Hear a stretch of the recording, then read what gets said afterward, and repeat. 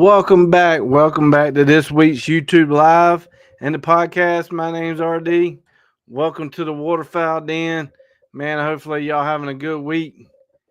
A little stormy out there. A little bit. I ain't going to say stormy. Got a little bit of rain today. I know the chances of rain is pretty high tomorrow, so we'll get into that. Hopefully y'all having a good Wednesday, middle of the week. For us, as turkey hunters. Some of us is going through postpartum turkey hunting.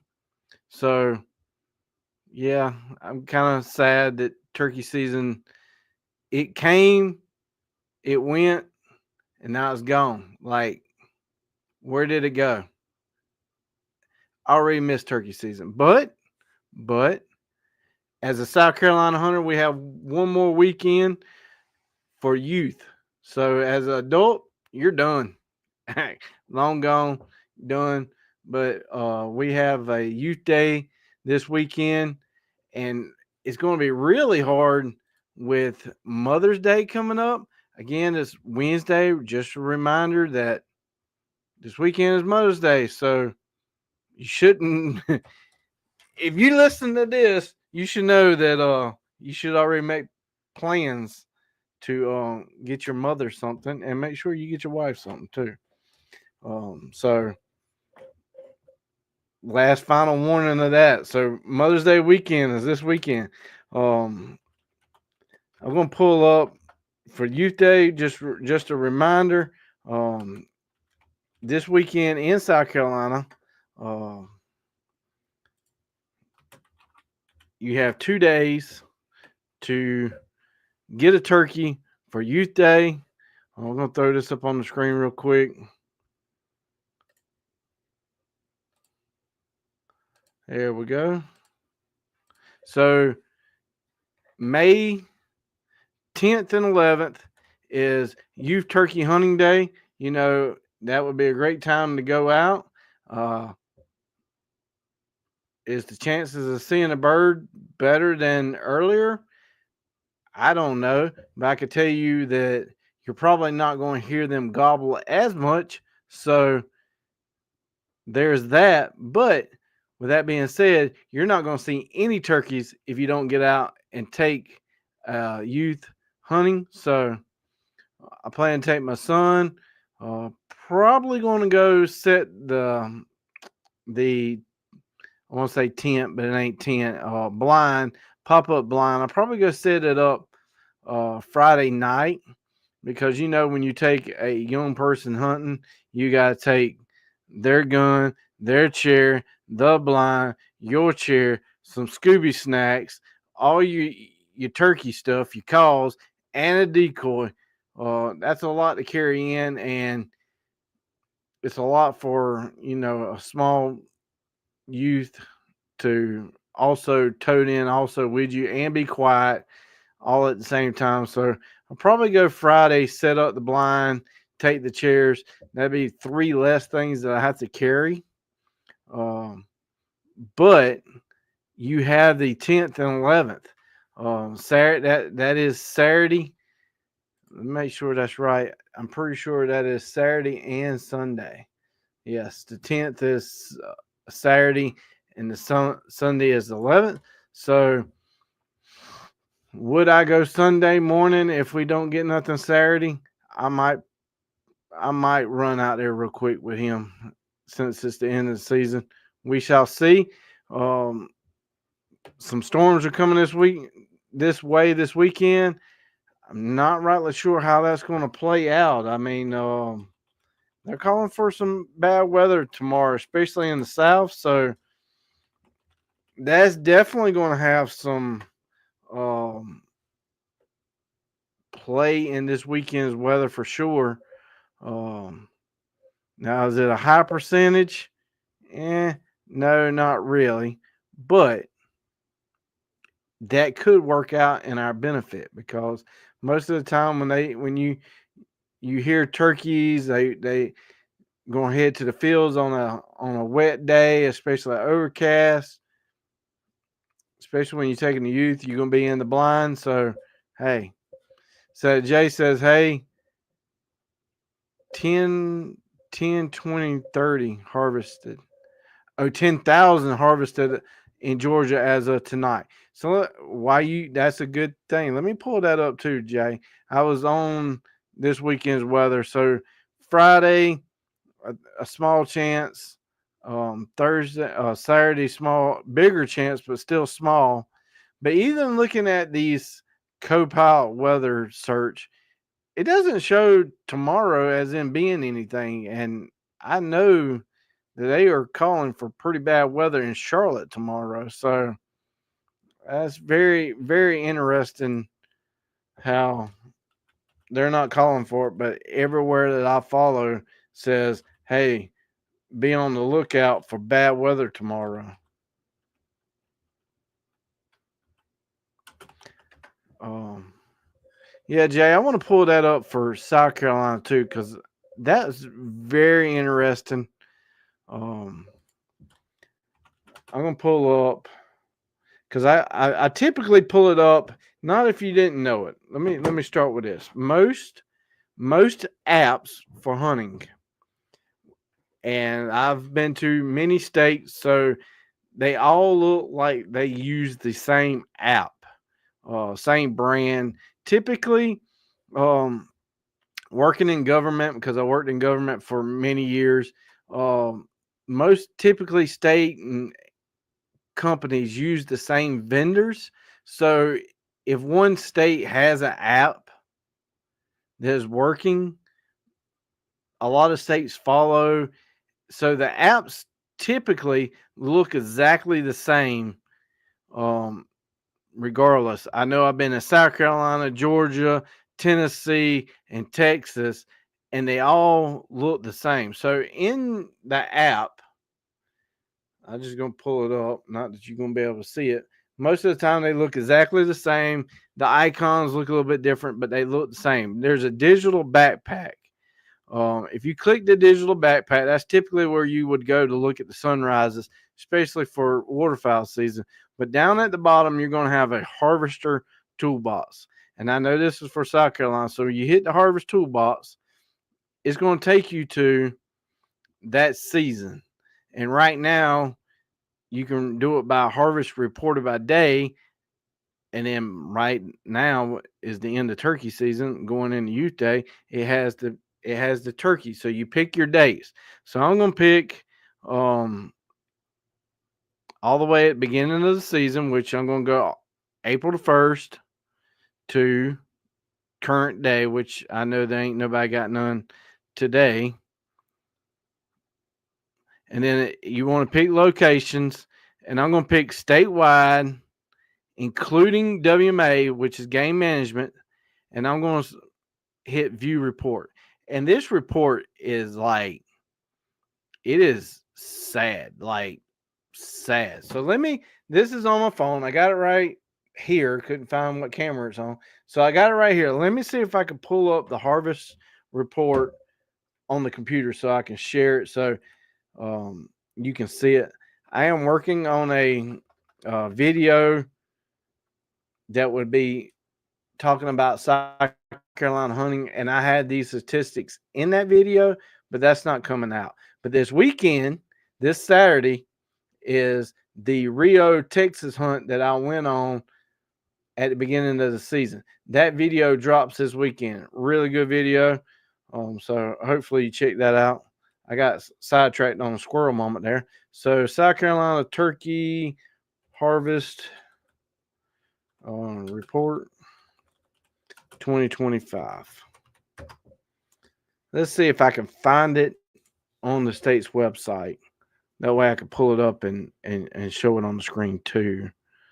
Uh, I tell you, sometimes the DNR's website is not easy to find. So I found 2024. So I want to pull that up because that is a very, very big topic of discussion. Total harvest. Let's see here. All right, so there's that answer for 2024. So let me try finding 2025. It wants me to go through the app, which I already know that, but I want to show it to y'all on the big screen. Yeah, may not be able to find it. So let me throw up this screen right here. All right. So for 2024, during the season of spring season, which we don't have a fall, it is estimated that a total of 11,836 adult gobblers and 592 jakes were harvested for a statewide total of 12,428 birds. So then the next sentence below says the figure represented a 4.9% decrease from the estimated harvest of 2023.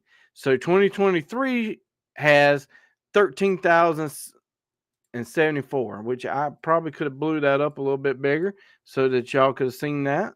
All right, so there you go. Not making the numbers up. That's per DNR's website. So 2023, we had 13,074. 2024, 12,428. So they this year implemented a new law in South Carolina that you could not shoot a jake at all if the tail feathers wasn't completely round and had a 6-inch beard. You couldn't shoot it. Now, did that rule make a change? Possibly. And now I got to go back through the Hunter's Toolbox and click this again because my screen went blank. So April the 1st, let's just go back because the weekend before was a youth day. So let's pick that. Let's see. Let's include the weekend before the season opened because it was youth day.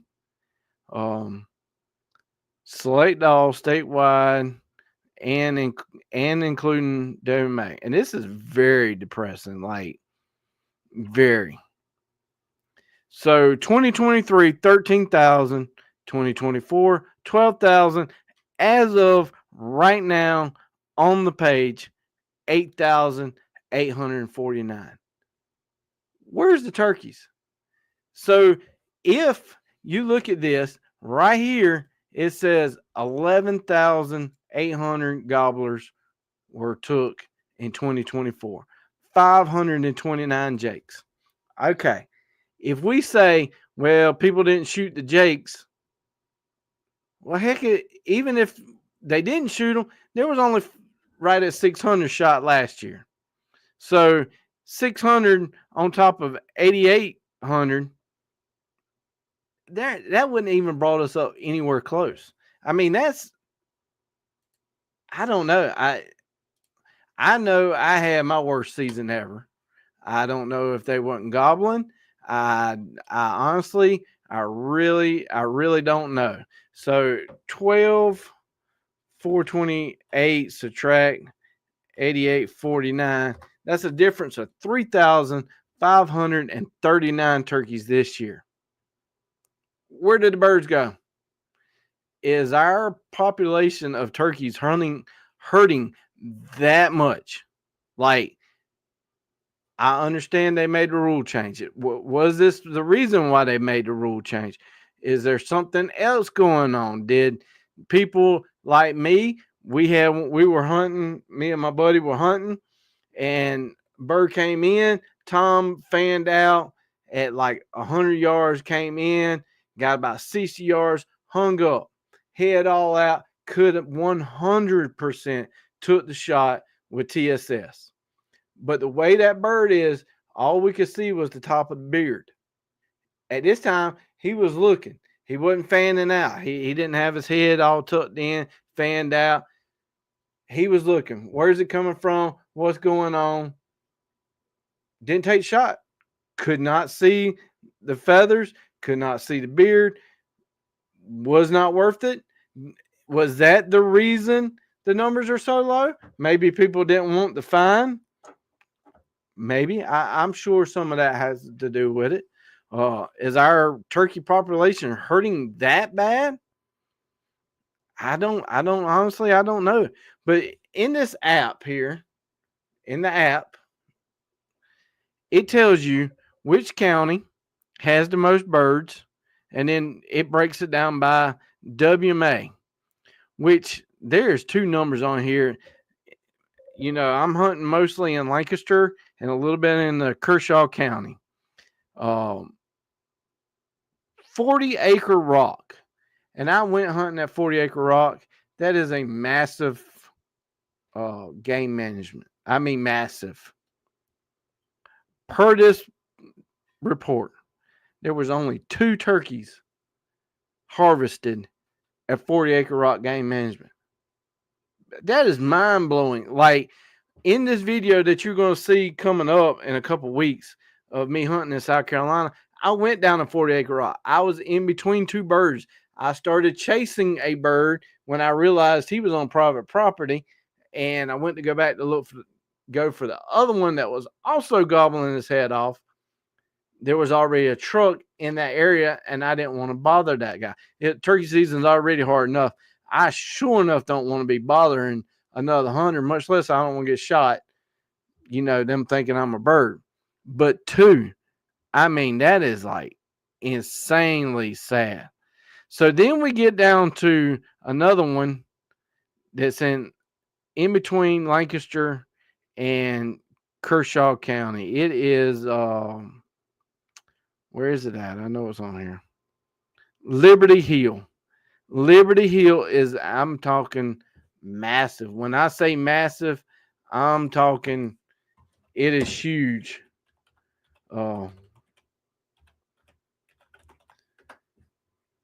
And I hunted Liberty Hill multiple times this year. I hunted it multiple times last year too, and never had any luck. So if we look at Liberty Hill here, this is Liberty Hill. If you don't know where Liberty Hill is, this is Wateree in South Carolina, Lake Wateree. So Liberty Hill game management is pretty much from here all the way over in here. Like it is, I mean, massive amount of land. Really hilly. I mean, if you ever been in any of this area, it's very hilly. But if we zoom on down in here, it's game management. They have fields where they manage the grass. I mean, it is managed harvest. I know these trails down through here, big old field. I'm talking acreage of fields, managed, grown.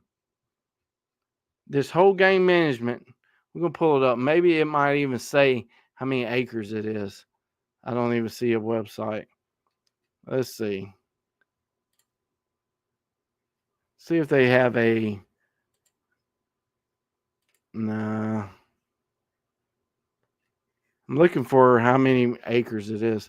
But anyway, massive amount. 5 birds. 5. I mean, that makes no sense to me. Like that is like really hard for me to wrap my brain around. And some people are gonna be like, well, it probably don't take much to wrap your brain around it. Hey, that's probably also true. But that much land, that much is game managed, as in they're taking care of it. They're cutting. Now, granted, down there at Liberty Hill, which you will see in that video, they did do a state burn. They did burn it this year. So, did that have anything to do with it? I don't know. There's mixed reports on does a burn help?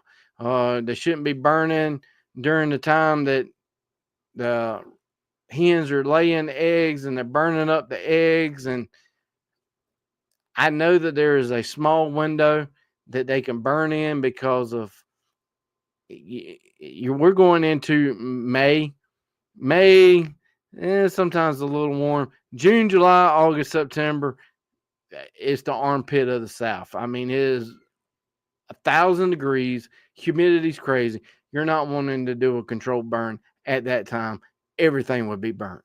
So I understand that there is a small window for that. But, I mean, It's crazy. So if you look at the numbers,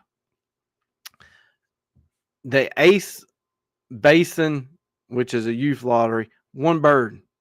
Aiken game management, 2. Broad River waterfowl area, 2. I mean, it just goes on and on. Edisto River, 2.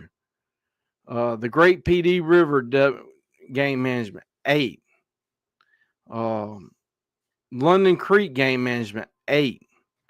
Manchester State Forest, which is down beside Santee, a lot of land, 20. MacB game management, 3. PD station game management, 6. Private land, 8,096 turkeys. Sand Hill State Forest, 26. Santee Coastal Reserve, 2. Santee Cooper Tract Game Management, 1. Santee WMA Francis Marion, thank God, 38 there. I mean, wow. Whatever's doing there at Santee Game Management and the Francis Marion National Forest, we need to be following. The USFC Sumter National Forest, which I think that's federal land. If I'm not mistaken, I don't quote me on that, but I think that's federal. 198 turkeys. That is the most turkeys other than private lands anywhere on this map. I mean, it's crazy. Sand Hills, USFWS, which I'm pretty sure that's federal too, 14. Savannah, 2. Waccamaw, 1. Waccamaw River, HP, 18. Wateree River, HP Game Management, 5. Wimby, which is way down there in the lower county, 42. Waterhorn, 16. Worth Mountain Game Management, 3. And Woodbury, I think that's Bury. Not rightly sure where that's at, 31. Like, these numbers are terrible. Like, I don't know. So I agree that there's less birds than there have been. I hope that the not shooting a jay helps the situation. I know that we have a predator problem in South Carolina. I know we have fire ants. I know we have raccoons. I know we have possums. We have a lot of stuff that kills the eggs. 100% understand that. I greatly understand that we have a predator problem. So, and I said at the beginning of the season when we started talking, we're not going to see the outcome of this no jake kill for at least 2 to 3 years. We may see an uptick next year. Maybe these jakes that were borderline. I know that my buddy was recording it. It's going to be in that video for South Carolina also. One was a jake, 100 dead, 100%. The other one was very border close, like very border, like if you start looking at it, it's like, man, that was very close. That bird will be ready next year. So will we see an uptick next year in turkeys? I mean, I hope so, because I'm telling you, worst season ever. They went mute, gobble on the roost, 100% quiet when they hit the ground. I 100% think that it was that cold snap. The video, not this coming weekend, but next weekend when it comes out of my buddy Tony getting his first bird, it was 32 degrees that day. 32 degrees. Like, I have 2 trucks. The one truck that I take turkey hunting is under a cover. We had to drive it regardless because the other one had frost on it. Like, it's not typically what we see in turkey season. Did that affect their gobble? Highly possible. Right after that cold front, we had full moon. We know that turkeys have a struggle in the full moon because they can sort of see because it's a full moon.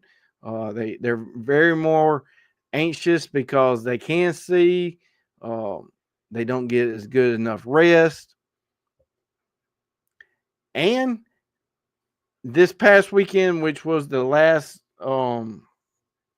weekend of the regular season, I got a video which makes absolutely no sense. Like, it is on video. I posted it on Facebook in groups, and people also, send it to other turkey hunters.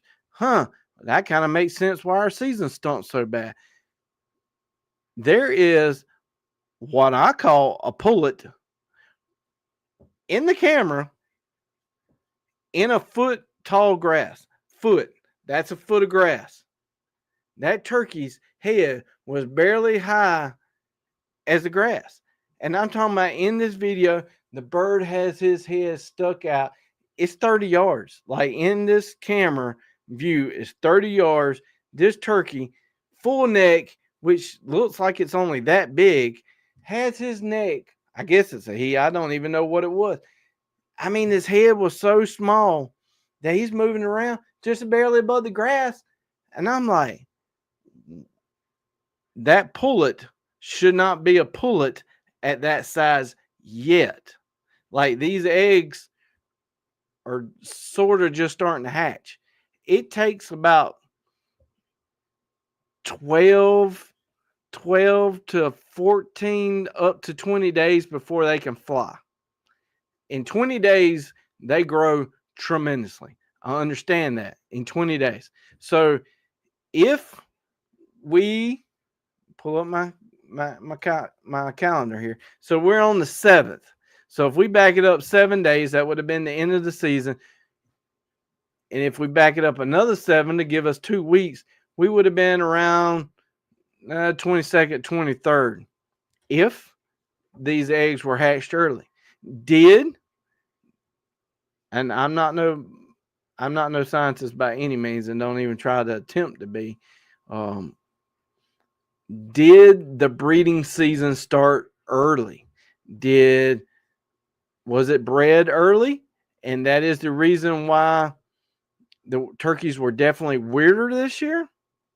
Maybe it was pretty warm. I mean, I'm not going to say anything because animals always adapt to their surroundings, but I literally got it on video. Like, I wish that I could find some scientist or somebody with DNR that I could submit this video to show them, because in 2023 in South Carolina, they had some kind of, I'm not going to say policy, but some type of goal. Like, if you saw a pullet, if you saw a turkey, say something, see something, mark it. They had a whole campaign about it.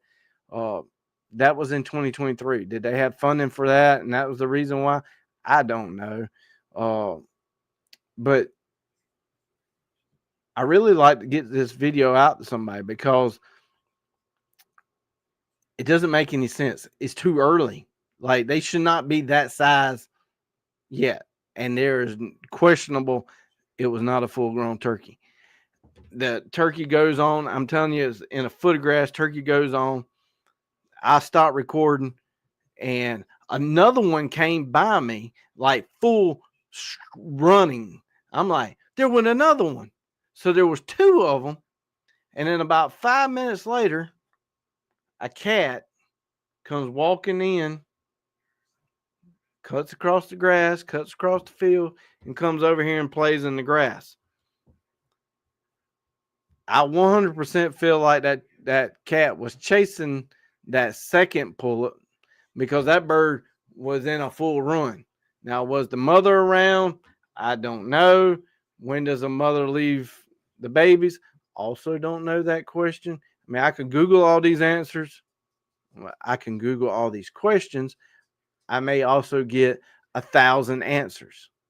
And when you Google when does pullets get born, it also depends on which state you're in, which territory.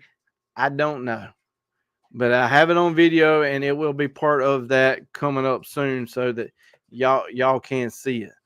And Jay commented and said Google says 8,000 acres. So I'm not sure which one Jay referred to. on the game management that I was talking about earlier. Liberty Hill is massive. It's probably the one that he was talking about. Literally, it takes you 20 minutes just to drive down the dirt road to get to the one gate that I go into. Like, massive. So going back to Jay, he said that as of tonight, 10,200 harvesting in Georgia. So let's look up Georgia turkey. There we go. Georgia turkey 2024 harvest report. See what that comes up with. All right, statewide for Georgia. Now this is per Google, and it has the. Let's see if I can make this one. Let's see if we can read it. All right, let me throw this up on the screen here. All right, so here's Georgia's. I'm gonna make it bigger. All right, statewide, an estimate of 38,000 hunters wild turkeys in 2024, up 3% from 2022. Wow, what y'all doing in Georgia? Because we're going down, and Georgia's saying that they're going up. So they harvested an estimate of 11,000, might as well say 12,000 in 2022. So 2024 looks like 11,924 birds. All right. So Jay said they're at 10,230 as of today. So let me see when's let me Google when Georgia's hunting season is.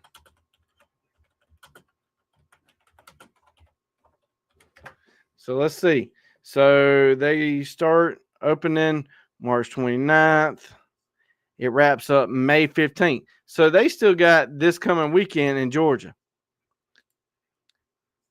11, pull up my old handy dandy calculator again, 11,924, and he's saying that right now there is 10,230. So y'all are only short 1,600 birds, and you have a whole nother weekend. Yeah, it's trending like maybe it may be lower, but at least y'all only 16. We're close to 3,000 birds. And look at this right here. Let me go one more bigger, because I know that some of y'all are on tablets and stuff like that. All right, hunters across the board. I wish South Carolina had a sheet like this, and they probably do. It's probably just buried and hard to find. So this goes back to 2001 all the way to 2024. I don't know what happened to 2023 here. I don't know why there's no data. All right, so you got hunters. Man, in 2005, man, it really shot up with hunters. And then you got your harvest report. Look at the birds. Low, a little bit high, low, a little bit high, and then it's trending down. What are we doing wrong? What is going on in the South? And you can see that the harvest rate has definitely gone down. And then it's just broke off here, which is really cool. They got it broke off in a map showing you by county. What isn't cool is they don't tell you a percentage. I'm assuming, it's kind of like rain. Darker the rain, heavier it is. I would think that maybe it's saying that this up here would be more turkeys. I'm just gonna go on a limb on that. Maybe. I honestly, there's no chart telling you what that is. Kind of makes sense, because if a lighter color, that would be Atlanta area right there. That would kind of make sense. A success rate. I can tell you, out of the success rate for me and my buddies, And the people I talk to, the success rate this year in South Carolina is pitiful. Pitiful. Out of 5 of us, 4 of us is in South Carolina in our little chat group. 4 of us hunt in South Carolina. And out of all 4 of us, only one of us pulled the trigger in South Carolina. He hit the bird hit the ground, stayed there, jumped back up, and took off. It was because he was using cheap ammo. But that was the only out of all of us. That's sad. And at least 3 of us were hunting very hard, like at afternoons, as in afternoons, and then going, after 5 o'clock, getting off work afternoons every Saturday, a lot of Sunday mornings. So it wasn't that we wasn't out there in them. So Jay Sam pullets are flightless for 2 weeks, then they can fly short distance and are able to roost. Correct. 2 weeks is, like I said, I had that statistic pulled up somewhere. I forgot how much weight they put on in 2 weeks. In that 2 weeks is their crucial live or die. I mean, from the time that the egg is hatched, it is free game. Everything is out to kill them. They can't get up on the roost until about 2 weeks, maybe 2.5. Again, that goes back to what are they eating? Do they have bugs in that area? Can they get more protein? Are they just in pine trees? That all goes back to weather. There's a lot going into that. But, I mean, it is unreal that I saw that pullet in that grass. Like, I wonder if I could pull it up on here. I wonder if I can. I bet you I can. I'm gonna pull it up, at least see if I can. I know I uploaded it. So while I do that. Jay, you gonna get to go this weekend? Give him I know I can't pull it up on that page. Gotta pull it up over here.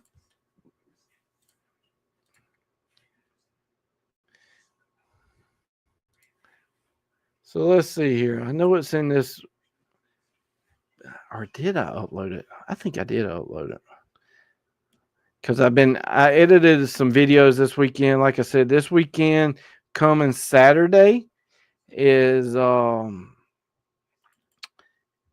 to be my Rio turkey, and the one coming up the next week will be my buddy's Tony's first bird, and then in 3 weeks will be the South Carolina miserable season that I had. So that file is downloading as we speak. So let's see here. I'm going to download both of these and see if I can pull it up on the screen here, because I'm telling you, it is. Sometimes hunters see pullets. It's not uncommon. But they should be a whole lot smaller at the moment, like a whole lot smaller.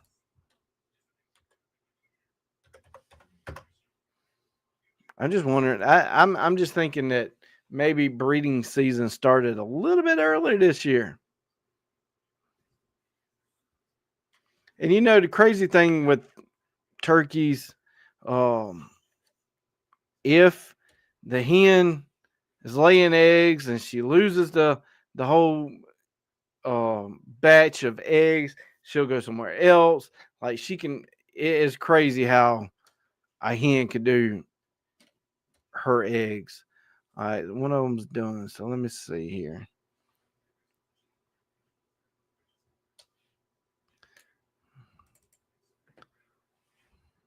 Not sure if it's going to have sound or not. I want to make sure this is the right video too before I throw it up. All right.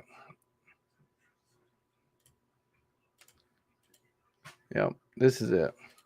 All right, so let me back it on up. Let me pause it. All right. Let me throw this video up on the screen.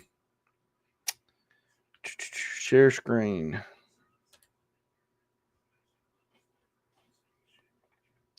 Media player. All right, here we go. Right here, you're going to see the head. That is the head of the turkey. And I'm telling you, this is only a foot high grass. And this was last weekend. So it's almost been a week because it was on a Friday. So come tomorrow, it'd be almost, 6 days. So look at this. All right, now look, that head is completely stretched up. I'm talking as far as that bird can go. And I'm recording this with an iPhone, so I can tell you that bird ain't that far away. Barely over that tree. I'll play it again. I mean, I think it's unreal. And it was so small that I almost didn't even see it on camera. Like, trust me, it is really hard to zoom in that hard on the camera. Look at this one, because I had two videos. One I try to get a little bit taller, a little bit better view. All right, here we go. I'm going to share this one. I'm throwing it back up. All right, right here, because now I'm in a different view. This is going to be on the left here. I don't know if y'all see my mouse moving. It's on the left. So when I hit play, it's coming back towards the middle here. All right, look at that head. I mean, literally, here's the head, the eyeballs, and the neck. It's only a foot tall. So that lets you know how little this bird was. I mean, I literally feel like it probably could fit in my hand like that. Now, granted, my fat butt couldn't have chased after it, but look at that. I mean, you can see the wheat. I mean, one stem of the leaf is about the size of the turkey's neck. Right there, you see his head turn. Back it up, right there. Right here. I don't know. I honestly don't know if it's going to show on that little teeny. I promise I understand that this is small. I understand it. But look right here. If you see real quick, you can see his body.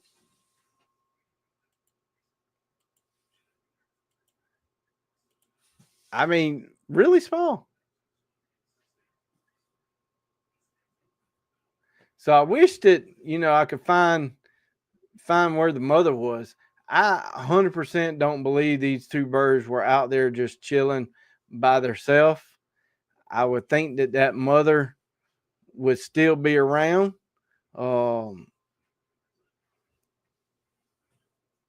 I didn't get the second one on the camera, but I thought that was really, really cool.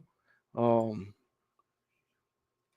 really want to know some more information about it, but it is what it is. I can't do nothing about it. That's pretty much my season this year. Hopefully everybody else had a better season than me. Now, granted, I can't say that I didn't have a great season, because I did have a great season, because I did go to Texas and I did get my first Rio. So let's put that in the win category. That's definitely a win. I did get to put my buddy on his first bird with a 10-inch beard, with I don't know, an inch and an eighth spur, something like. I know it was an inch, over an inch spur. Awesome bird. That's in the win column. Saw turkeys in the win column. Saw that baby turkey in the win column. Got many days of hunting. Beautiful sunrises. Blessed to be out there. Thank the Lord. God gave us beautiful mornings. Blessed. Put that in the win column. Did not.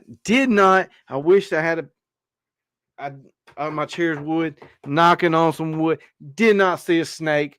100,000% in the wind. If there was a higher wind column, that is 100% it, because I do not like a snake.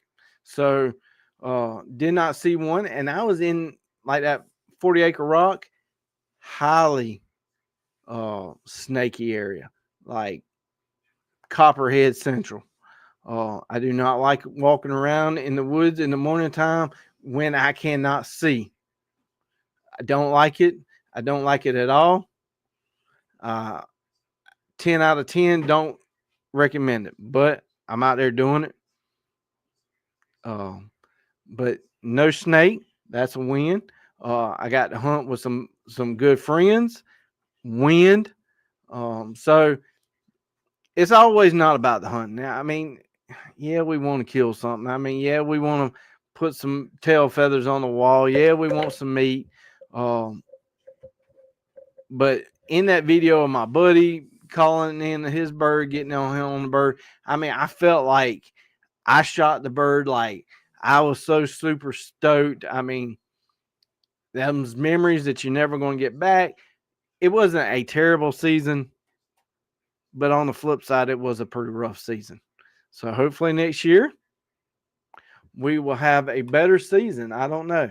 And if anybody knows anybody in South Carolina that I could submit that video to, if there is a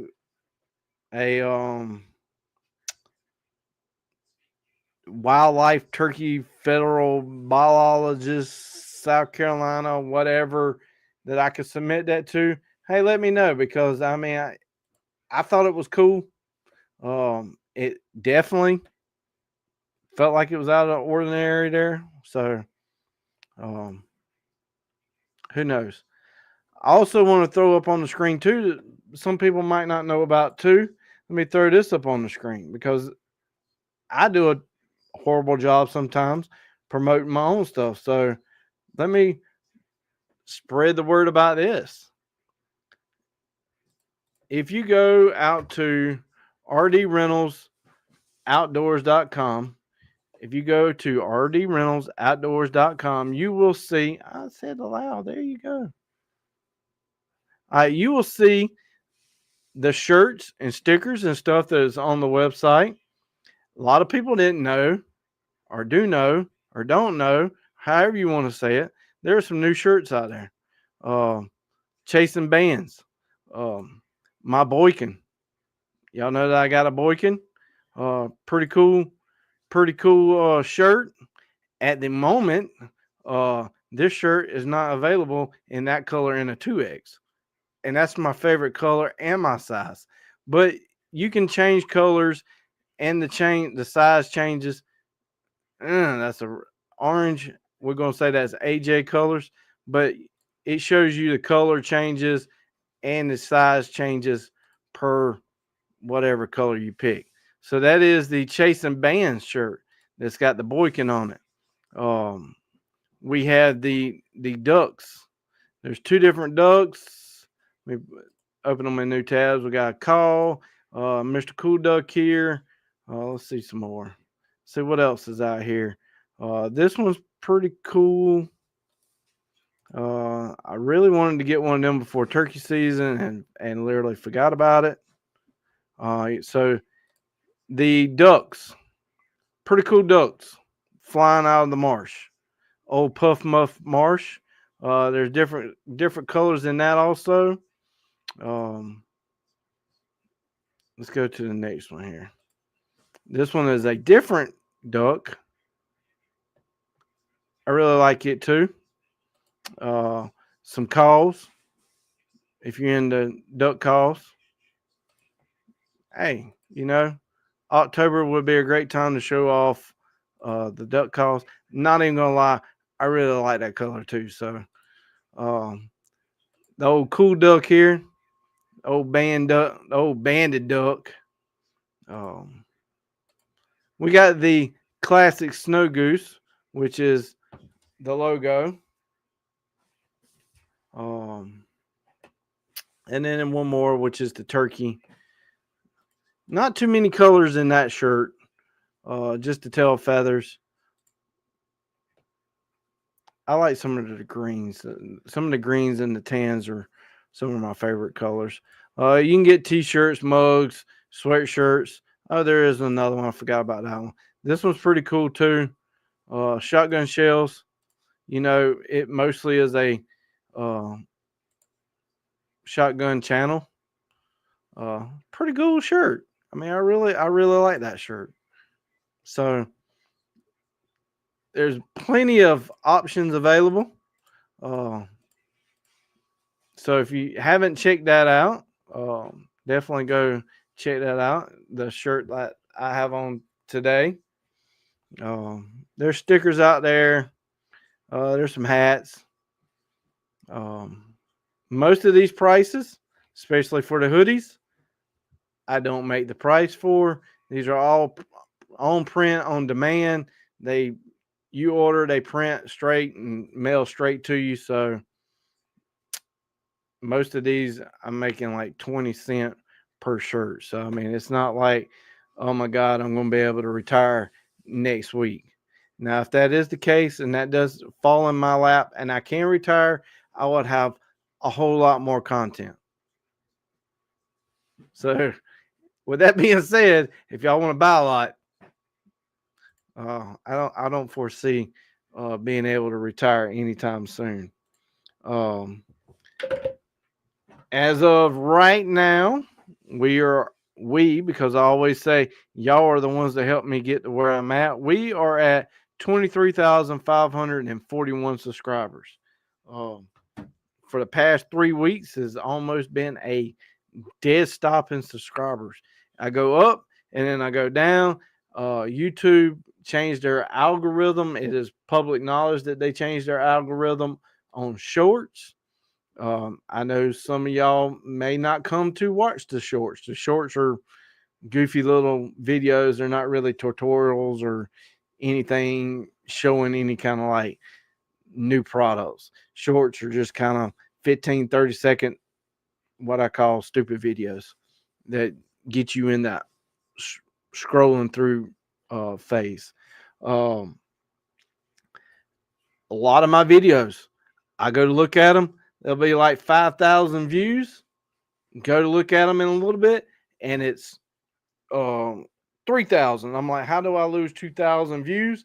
And they changed their algorithm, and I don't know. Every time YouTube changes their algorithm, it takes the system a little bit time to adjust for everything. So I go up in subscribers, I go down. So we're kind of plateaued, but if you can spread the word, I greatly would appreciate it. Hey, Jeff, welcome. You're running late tonight, Jeff. My back's itching. Some people got back itchers. I got a goose. There's no telling what you might find in the boat. And most of y'all know that this is a old boat. I have a Canadian or Canadia, however you want to pronounce it, Canada goose.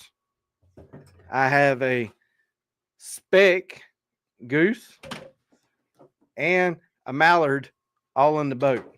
And there's no telling what else might be in this boat.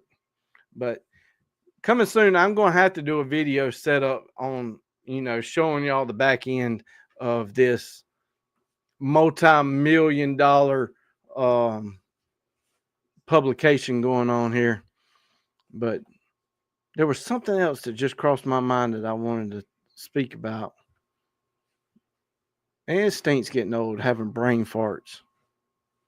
There was something else that I want to talk about video. Oh, I picked up 2 new reloaders this 2 weeks ago. I didn't get to go turkey hunting because we had a family reunion and that weekend, so I didn't get to go. And if I could get rid of Facebook and just keep Marketplace, that's exactly what I would do. I was scrolling through Marketplace. I found 2 reloaders. And I contacted the guy and said, "Hey, do you still have these 2 reloaders?" They were mech reloaders. He was like, "Yes." And they looked like they were a little I picked them up around Somerville down towards Charleston. So they look like they may have had a little salt water on the chrome at some period of time and had some rust on them. So I asked him, I said, "Hey, do you still have this?" And he's like, "Yes." He wanted $75 for both reloaders. Both mech, both had the charge bars on them. And I was like, "Dude, I'll come pick it up. What's the best you take?" He's like, 65. I'm like, "Heck yeah, that sounds good to me." So I get there, I hand him the 65. He was like, "Nah, man, you drove a long time.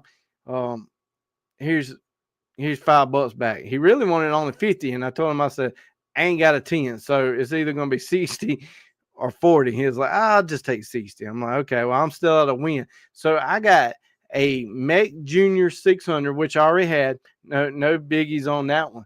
But the other one is a Super 600, which has been renamed since that one came out, and it's called the Grabber. So it is a 5 or 6 station reloader. So when you put the hole in and you pull down, you turn it, you don't have to keep moving it from position to position to position. It rotates, it does each one, and then spits out a shell. So soon I've disassembled it. I've got all the rust off of it. I got new somewhat paint on it. I cleared what parts of chrome had it. I am putting it back together. So soon, as in soon, maybe May, June, later May, y'all may see videos on this new mech reloader. Hopefully, it will speed up my reloading, especially for my lead dove loads, kind of skeet shooting kind of deal. Is now that turkey season's over with and it's fishing season, I will move over into shooting skeet. So we have a DNR, South Carolina DNR owned facility in the middle of the state. They got skeet trap, 5 stand, uh, sporting clays, a rifle range. I mean, it is by far one of the best facilities in the state. And I mean, it is super cheap because they can't make a profit. Um, so with that, hey, somebody ordered a new shirt. So I don't know who ordered the shirt, but hey, thank you. So thank you, whoever bought a shirt. Um, them videos will start coming out also. So it's about that time. I love skeet shooting. Um, but with that 600, you got to do it, move a position. It's great for reloading, but this grabber, which is a super 600, is going to speed up my production greatly. And now I can move over to one of these 600 juniors into strictly just waterfowl ammo. Uh, if I can get some components. I got everything but TSS, and right now I am not buying any TSS because with the tariffs, they're ridiculous. So pretty much all TSS comes from China. So until then, I'm not buying any TSS. I really want to get some bismuth. I want to load some number 3 bismuth for waterfowl. We got plenty of time. I feel I do have some bismuth left over from last year. I have 0 TSS left over. I got a lot of steel, and I really don't want to shoot steel at all. So maybe next week or the next, I already talked to Keith. He's going to come on. Keith, look for the live update. Keith will be back on this month. Keith had a newborn. So his duties of being a father at the moment is in between diaper changes and feeding. But he has said he's going to come on this month, give us an update on the situation of ammo, tariffs, how bad it's really going to be. So, So Jeff says, I'm waiting for a Kel-Tec P32 order from a local gun shop. Got the bullets and holsters in today. I love my Kel-Tec P32. I have 2 of them. I got a video somewhere on them. Jeff, was that new? It says waiting on a P32 I ordered. If you ordered it as possibly new, but you could order it from Gun Broker and hadn't got it in yet. So was that P32 new or used? Jay says, I'm ready to drown a cricket. Buddy, I am too. One of my buddies that I kayak fish with is now working at the same place that I work at. And I already told him, I'm like, turkey season's over with. It's time to go bass fishing. We will leave right after work. So, yes, it is bass fishing time. Once a year, we get the guys together and we do a catfish tournament between us. We go down to Santee. That date should be coming up. But, yes, it is definitely catch some fish time. So, Jeff says, yes, that's a new P32. I don't know if I ever told my Kel-Tec P32 story. I bought 2 of them at a pawn shop. I don't even remember. I'm thinking they were $180 each, or were they $120?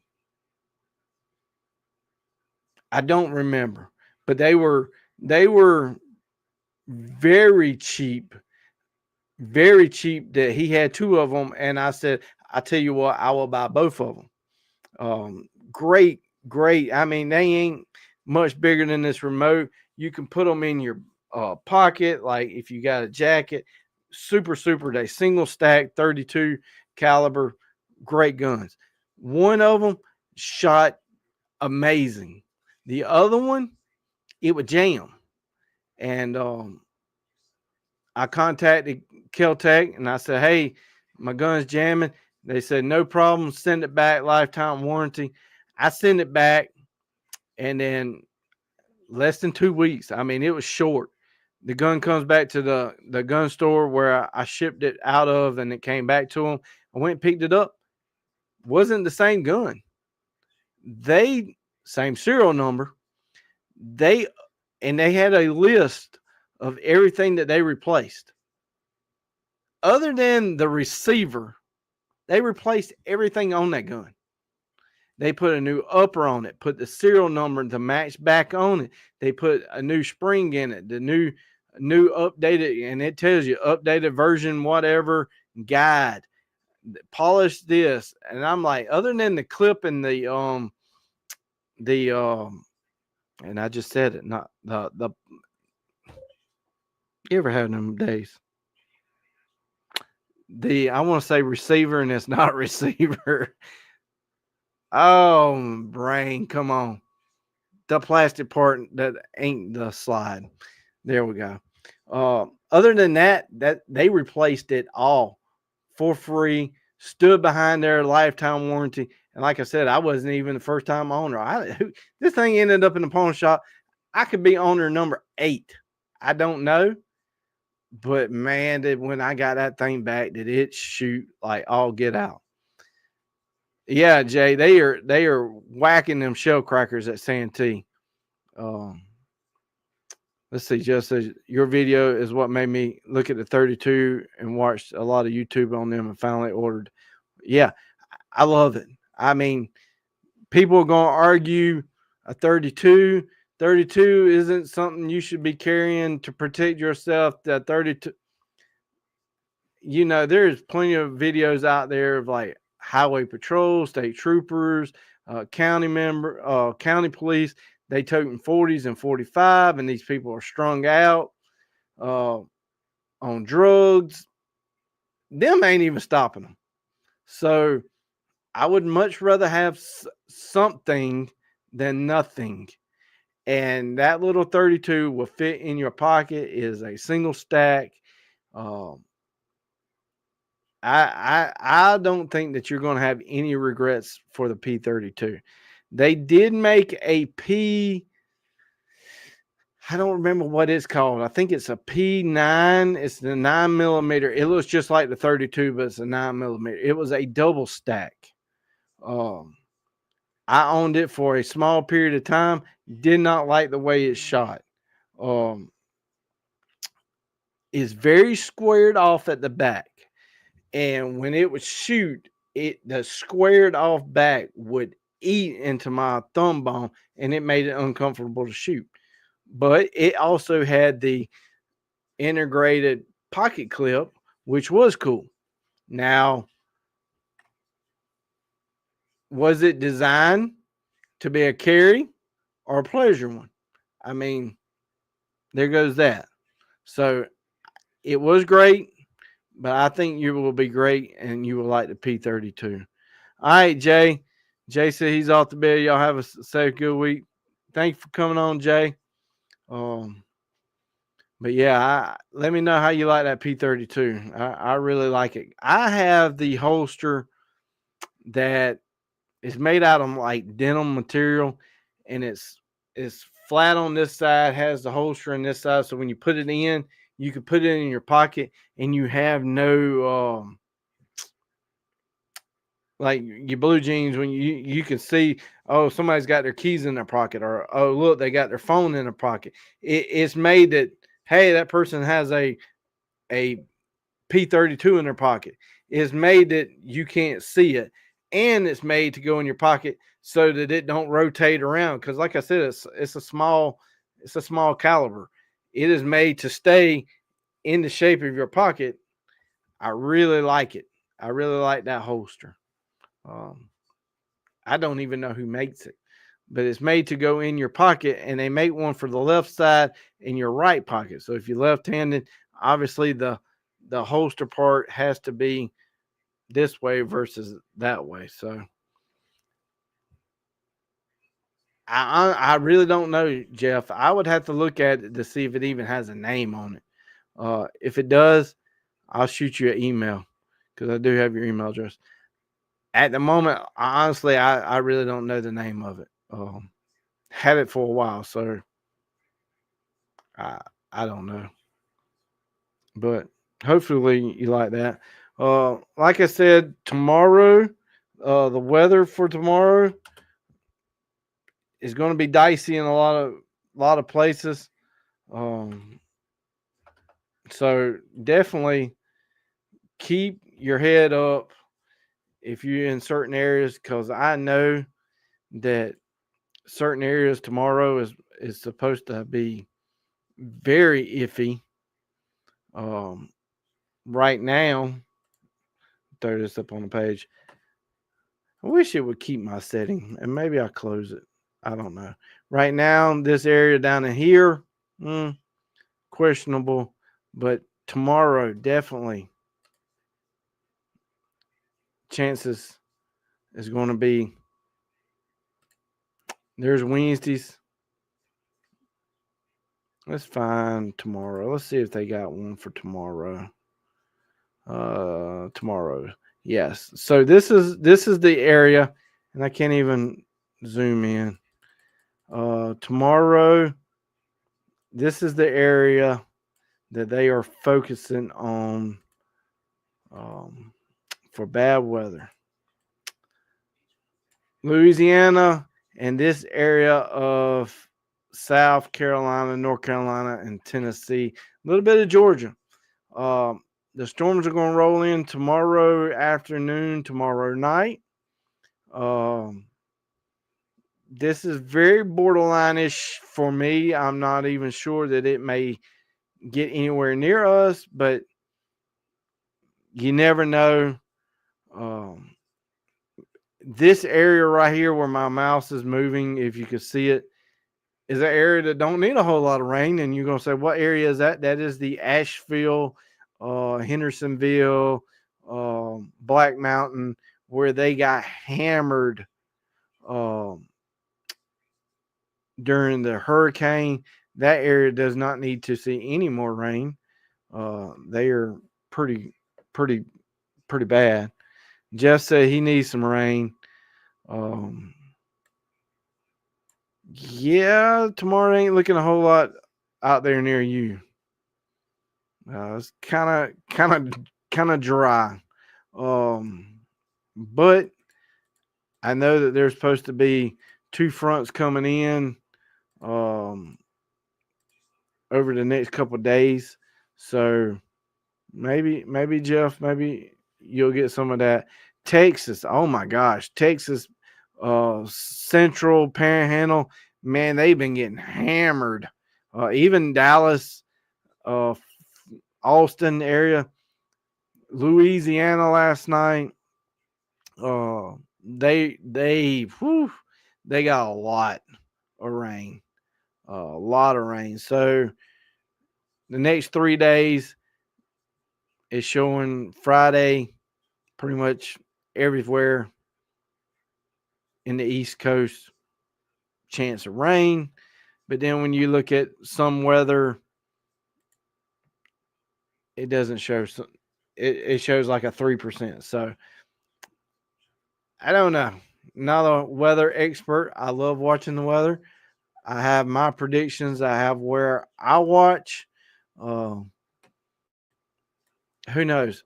But hopefully it's clear for this weekend, which is Mother's Day. Fellas, get your mother something, get your wife something. Again, it's Wednesday. You have Thursday, Friday, Saturday. You got 3 days to get something for Mother's Day. Do not forget, fellas. This will be your last warning from me. Um, so don't say I didn't warn you. Before I get off, this past weekend we were up in Asheville. We were in a dance competition. I wasn't dancing. Just to clear that up, I didn't want y'all thinking I was dancing. Uh, we were at dance competition in Asheville, and I was riding around Saturdays. I went to a couple pawn shops. I did see a nice Remington 1100 12 gauge that it really, really, really, really, really almost came home with me. Like, whew, had talked myself out of it. It was at an insane good price, and the only reason I didn't get it was it had somebody's initials on the receiver, which greatly hurt the value, but it was improved cylinder. I mean, I was thinking about getting it for my son. It almost came home. Just throwing that out there. So we're riding around. We ended up, like I said, we were in Asheville. So if I can, which I can throw it on the map here too. Let's see here. Let me pull up old Google Maps. So let me throw that back up on the screen here.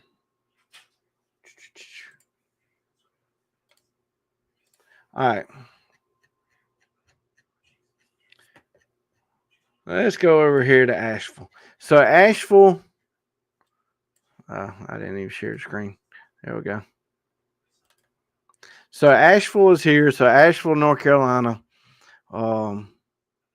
It's a great liberal state. Well, it ain't even a state. It's a city. It's very liberal. If you're going there and you're going to be like, wow, there's some weird stuff going on, I'm just going to go ahead and tell you, Asheville is very liberal. So right in here on I-40 is where it got washed out.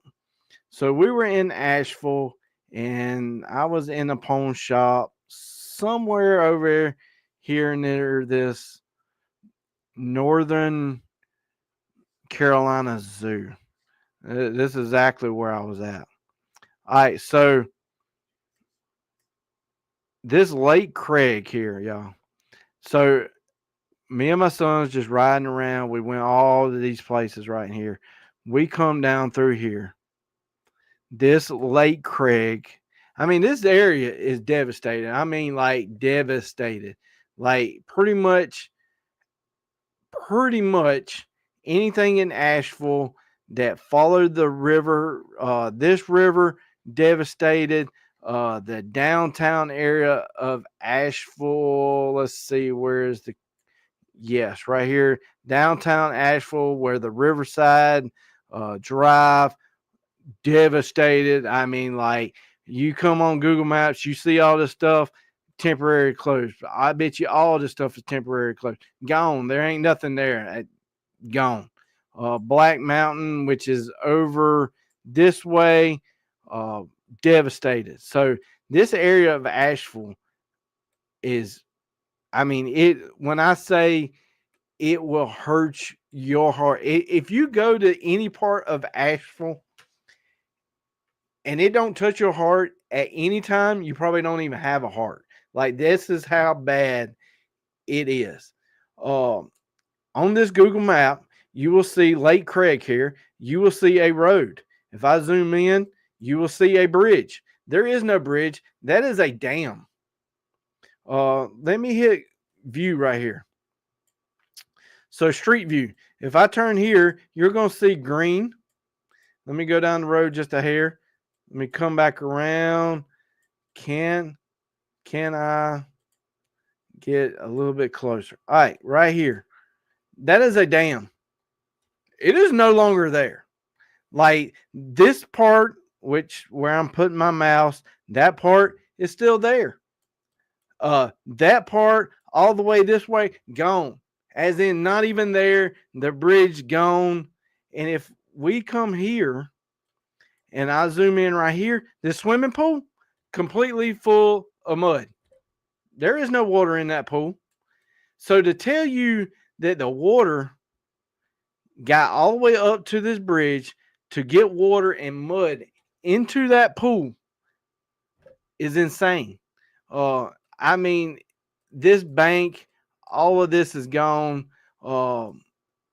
There is so much on Facebook. Like, if you could get on Facebook, I mean, y'all, there is no trees down through here. All this looks clear, but there is nothing here.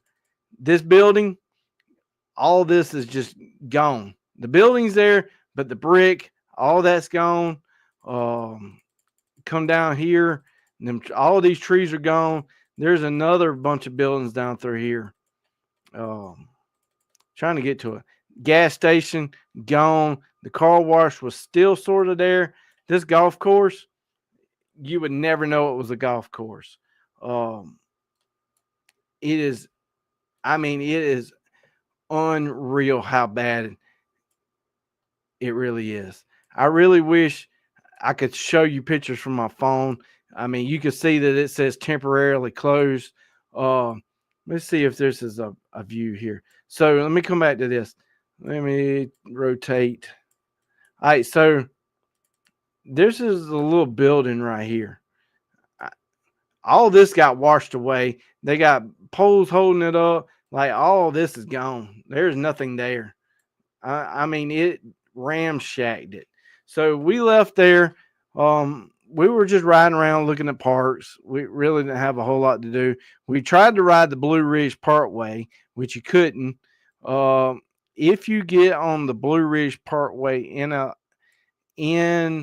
Asheville, so let me see.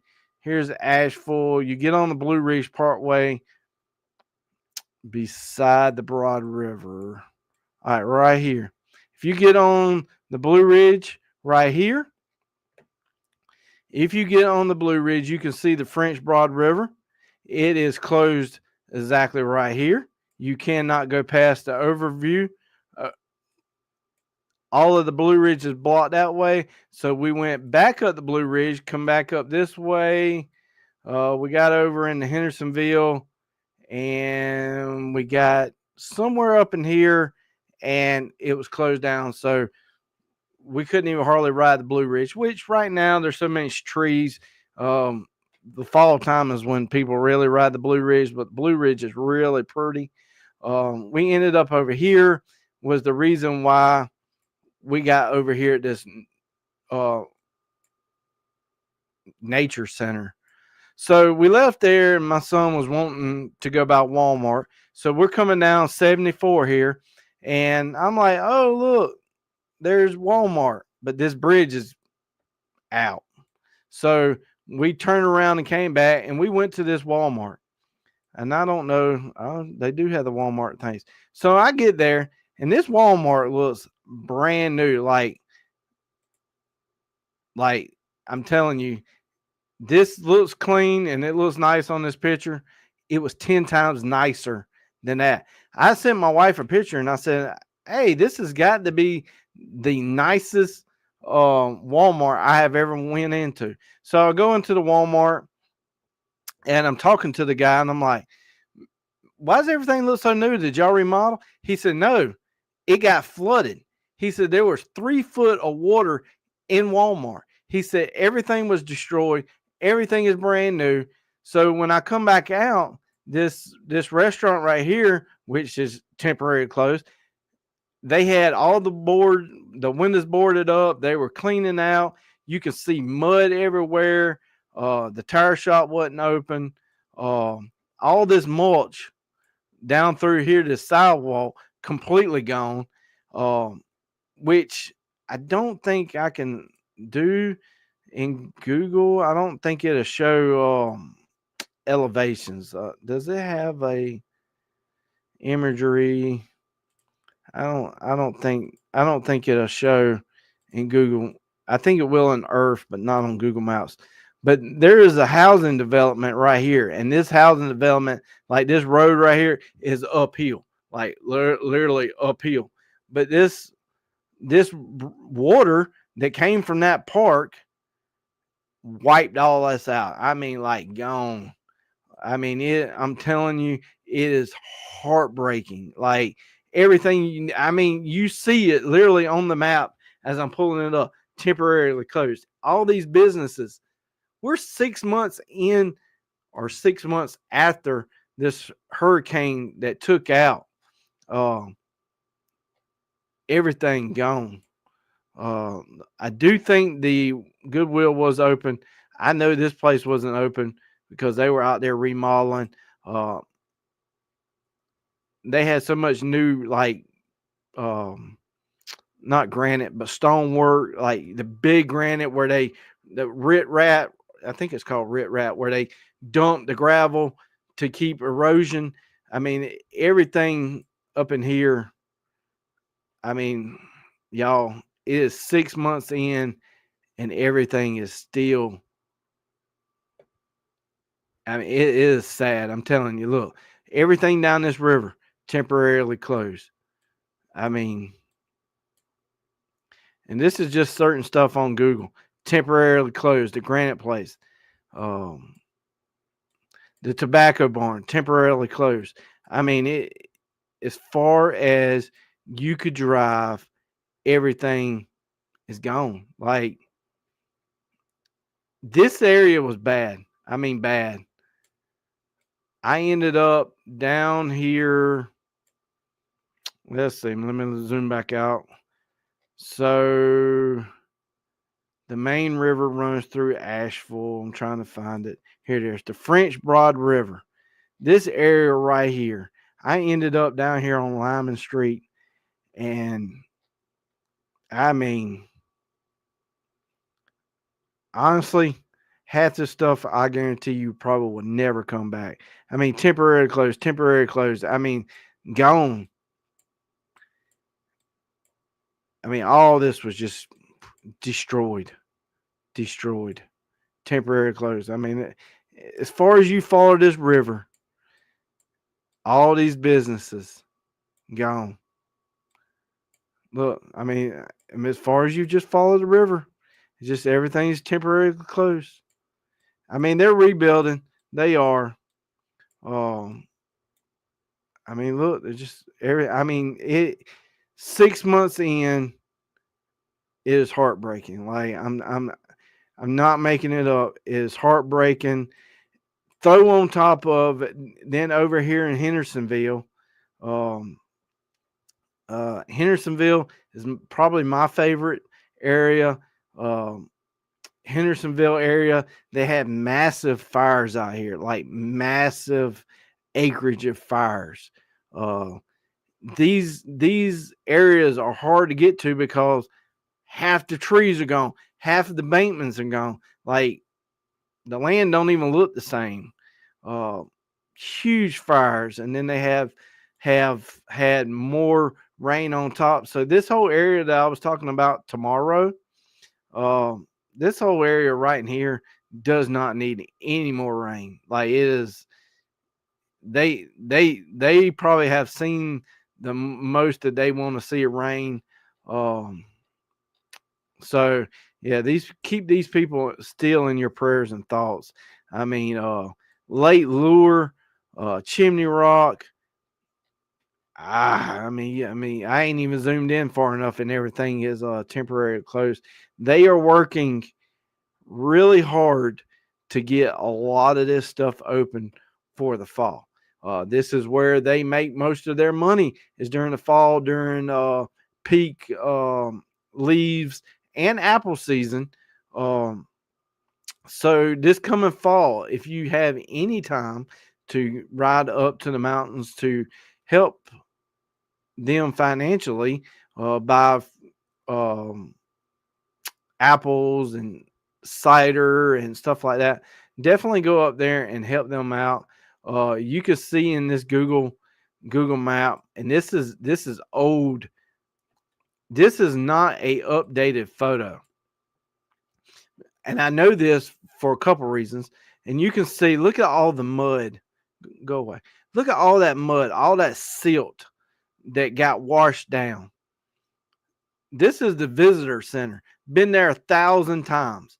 This is all grass. This is like a walking park for your dog. Great visitor center, great bathroom. Highly recommend if you're going through Lake Lure, stop there.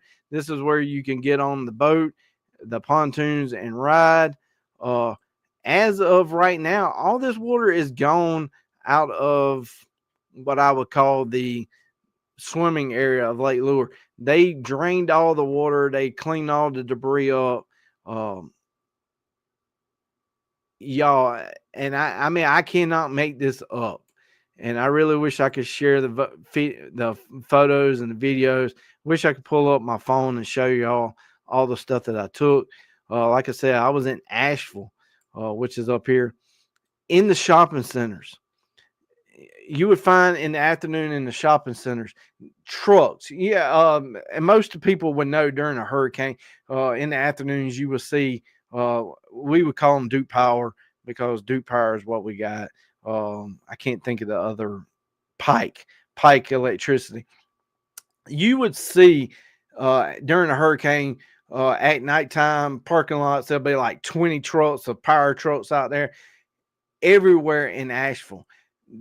These tree trucks, and I've never seen tree trucks like this. They are massive, 18-wheeler looking. Well, let's not say 18-wheeler because they didn't really have a tilt. I wonder if I could pull up. I bet I could pull up a picture. Let me see. Asheville.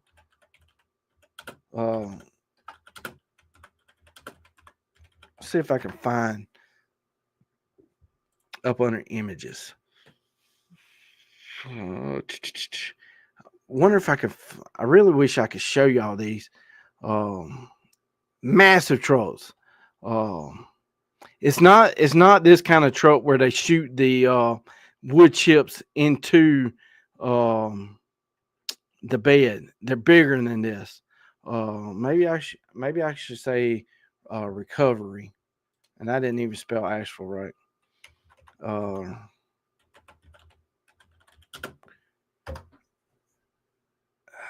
man, I wish I could find one.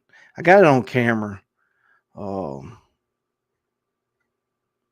Right here. All right, here's one of the trucks. Now this one is a paid for company. I have no clue where that is, so they're getting free advertisement. So this truck right here, when you are in Asheville and anywhere in North Carolina, you're gonna see these trucks, and they got this big boom on the back.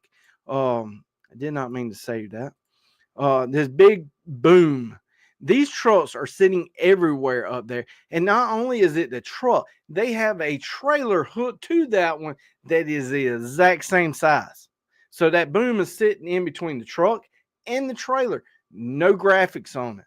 These are all like government assisted recovery trucks. They are labeled recovery. And when I say they are everywhere in North Carolina, they you probably can't count how many of them you see.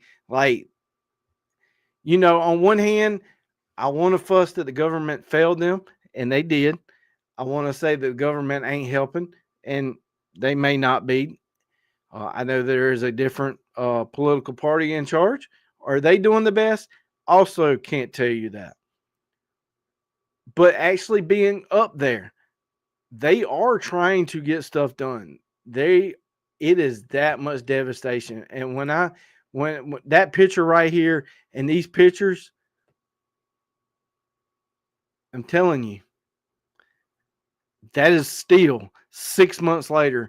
There is places in Asheville that still look like that. Not making it up. I mean, it is going to be a long time before their lives are back together. And what, like I said, if you didn't have a heart that, I mean, just hurt. I mean, all these businesses that I showed you down that river that says temporarily closed. These people had a job. These people were small businesses. They were also paying other people. Gone. Much less if you lost your business, you lost your employees, you could have lost your house, all gone. Like, I mean, it is heartbreaking. Like, it's still, it hurts to even walk around and look up there. I mean, I mean, they say it's 100-year flood. I hope that it never happens again. I hope it never happens again in my lifetime. Uh, the problem is they're taking these big boom trucks and cleaning up the river because there's so many trees that they got to clean up the river. If not, they're going to have like beaver dams. I mean, it's not a beaver dam, but you know what I'm saying. All these trees are going to cause obstructions, which would then hold water, which would then cause a rush. And you don't want all these trees then getting piled up on a bridge, and then there goes the bridge. So they're down in the creeks pulling these trees out of the creeks now. I mean, it is a massive operation. So, and now we're starting. I mean, we're in May. I mean, when's hurricane season start? June. Technically, I think it's in June. Let's see. Pretty sure it starts around June. Let's see. June 1st to November. So we're in the middle of almost May. June's not that far away. So if there's any organizations that you still feel heartstring pulled on to donate to Western North Carolina, I will greatly say that they are still in need. Saw it with my own eyes. They're, I don't tell people where to donate their money to because each organization, people feel different on each organization. But there is still a need in North Carolina. They got a long way to go. And like I said, a lot of people lost everything. You go downtown Asheville, you look around and it's like, nothing's going on here. Looks like normal. Looks like everybody's back to normal. And that's what you really want. I mean, yeah, I called it a liberal city, and it is a liberal city. But after a disaster, that's what you want anyway. You want people to go back to their normal lives. You want people to feel like life is normal again. That is what recovery is about. I know that I went up there with Baptist on a Mission organization. I think it was 2 weeks after the hurricane.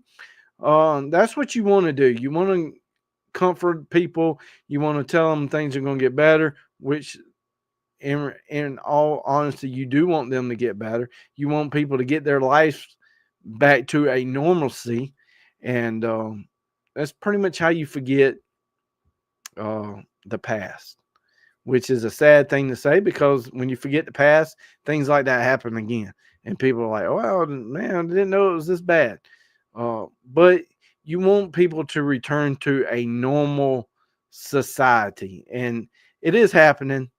It is going to be at a very slow pace, and it's going to be years of recovery, because it's going to take a while for that ground to have regrowth. They're going to have landslides to who knows how long. Man, it's just sad. So, um, like I said, it's middle of the week. If you're in that section of North Carolina tomorrow, it's part of Upper South Carolina, the tip of Georgia. Be on the lookout for bad storms tomorrow. Going into this weekend, there's going to be pop-up storms everywhere. So after this weekend, I think we're going to have maybe a week of normalcy or normal weather.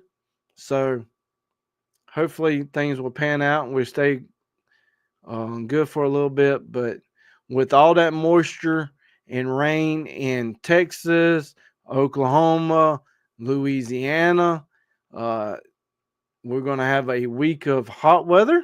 Hot weather in them areas with a lot of water equals a lot of humidity, which also equals a lot of tornadoes. So it may be good for us. It may be good for our area, but also remember there's other people that's living elsewhere in the country. So y'all stay safe. Just like normal, we'll be here every Wednesday at 8 o'clock. I greatly appreciate everybody tuning in. So y'all stay safe the rest of the week. And remember, this weekend is Mother's Day. So if you forget, or if I have amnesia and I forget, I at least told y'all at least 5 times this weekend's Mother's Day. So y'all have a good meal. Remember, if you're in South Carolina, this weekend is youth weekend. So take somebody new, take somebody young out, get them on a bird. If nothing else, go share the outdoors with somebody. Tell them about the outdoors. Let them see the sunrise. Tell them that, this is what God gave us. Have a blessing of it. Make a lunch. Make a great breakfast. Share the camaraderie and brotherhood or sisterhood of the outdoors with a youth this weekend. And y'all stay safe. And I'll see y'all next Wednesday at 8 o'clock. And here's a word from our sponsors. I'll see y'all next week. Matthew Knight with Satura Investors out of Charlotte. There's the information. The link to his website is scrolling across the banner down at the bottom, and it's also in the description. Today's episode is about helping business owners and working professionals like you who share a passion for the outdoors, shooting sports, zeroing them in to their long-term financial goals. So if you need any information or contact or any other questions, contact Matthew. Also, go check out Salt Creek Ammo. This triple curl TSS is some of the best TSS I have ever shot.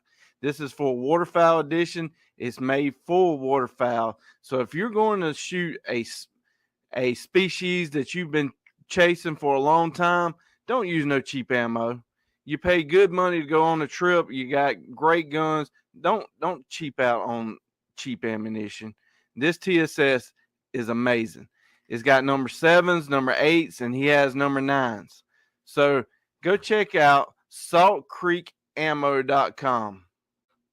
Here you will find any kind of ammo you're looking for. He has custom loads, TSS in 10 gauge, 12 gauge, 20 gauge, low pressure ammunition.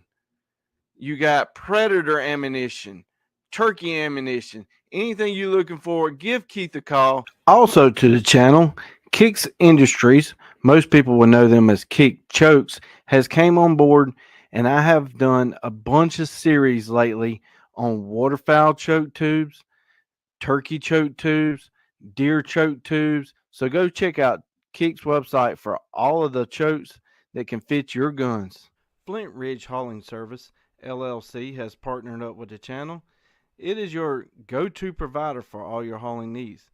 They are not just any hauling service. They are an active DOT interstate hotshot hauling provider. Flint Ridge Service LLC prides itself in its reliable transportation services. This team ensures that your cargo is delivered safely and on time no matter the distance. Whether you need to transport goods across the county or state line, they have the capacity and the expertise to meet your hauling needs. Equipped with a smooth riding 40-foot air ride equipped trailer and a max hauling capacity of 20,000 pounds, there's no load too big or too small that they can't handle. Look no further than Flint Ridge Hauling Service LLC.